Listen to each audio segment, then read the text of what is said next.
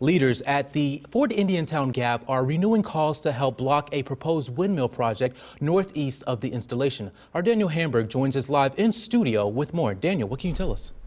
Well, Jeremiah, Fort Indiantown Gap has been fighting the construction for more than 2 years, worried it could be the end of its aviation training center.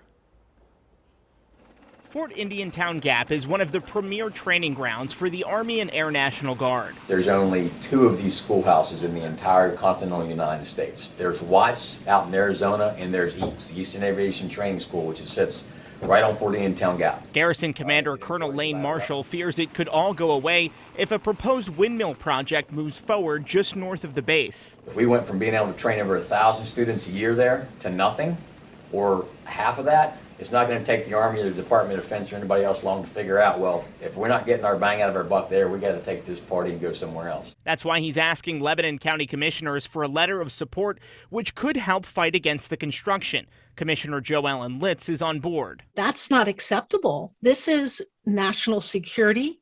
We're training young men and women to protect the United States of America. But the company looking to build doesn't see an issue. We feel strongly that we can all work together and bring another $300 million and more jobs to the area while helping to make for a cleaner environment, cleaner energy. Nick Cohen is president of Doral Renewables, LLC. He says they don't want to get in the way of mission-critical work at the Gap. We've been trying to work out with them compromises, but they just have not been able to get to any satisfaction points on the compromises. He says they already cut their plans in half, hoping now to install about 42 or 43 windmills, standing a little under 500 feet tall. There is an actual process whereby the Department of Defense and then ultimately the FAA weighs in on it. And so that's where their concerns should be considered.